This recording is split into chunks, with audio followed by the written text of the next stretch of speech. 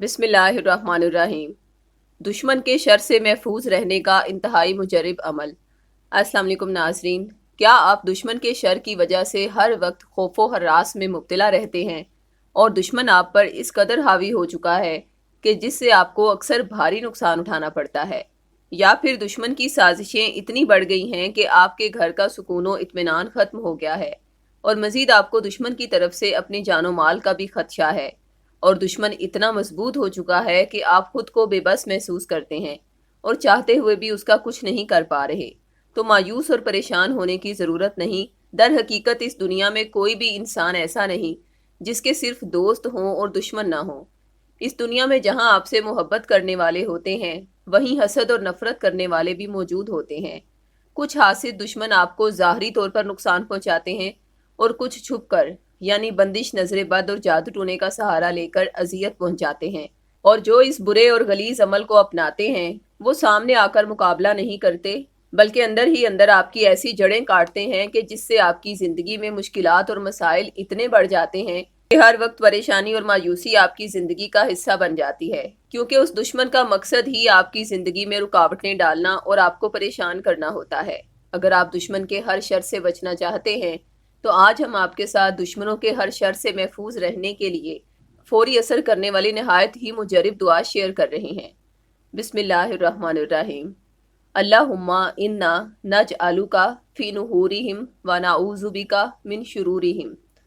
तर्जुमा: ए अल्लाह, बेशक हम तुमको इन दुश्मनों के मुकाबले में लाते हैं और इन दुश्मनों के शर से तेरी पनाह मांगते हैं। नाजरीन, अगर आप इस दुआ को वजीफ़े के तौर पर करना चाहते हैं तो हर नमाज के बाद कम अज़ कम 5 मरतबा ये दुआ पढ़कर अपने दुश्मन के चेहरे को तसव्वुर में लाकर उस पर दम कर दिया करें। मगर आपको बताते चलें कि जादू टूने और बंदिश जैसे शैतानी अमलियात करने वाले दुश्मन बहुत ही ख़तरनाक होते हैं।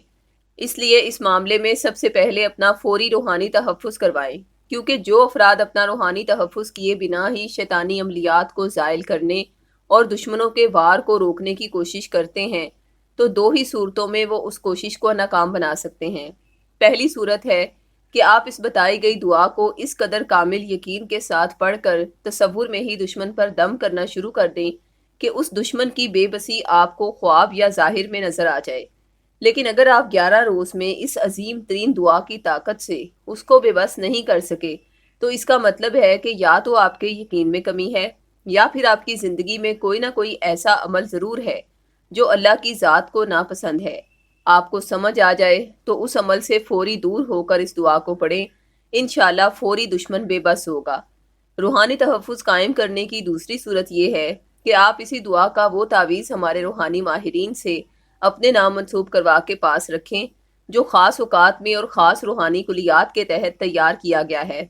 और फिर इस तावीज़ पर हमारे रूहानी माहिरीन ने कुरान करीम की मखसूस आयात, इस्माए इलाही और रूहानी कलिमात पढ़कर दम भी किया है, जिससे तावीज़ में तहरीर इस दुआ का बेहद रूहानी फैज़ अल्लाह की रहमत से जारी हुआ है।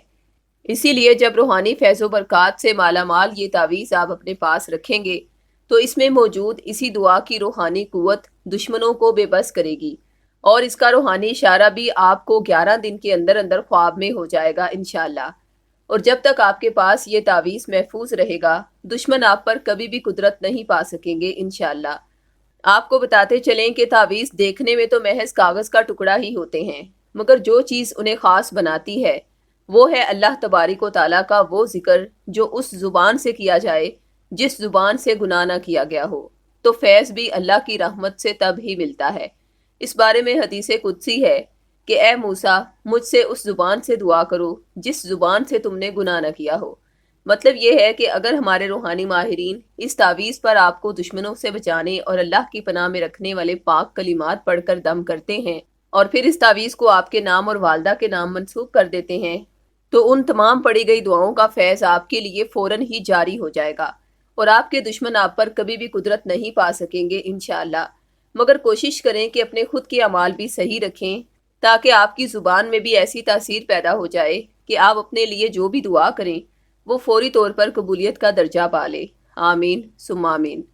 नाज़रीन, अगर आप ये तावीज़ अपने नाम मंसूब करवाना चाहते हैं तो बतौर 1400 रुपये हदिया या फिर अहद के ज़रिए फ़ी सबिलिल्लाह हासिल करने के लिए इसी वीडियो की डिस्क्रिप्शन में दिए गए फ़ोन नंबर्स पर राब्ता करें। اللہ عز و جل آپ کا حامی و ناصر ہو۔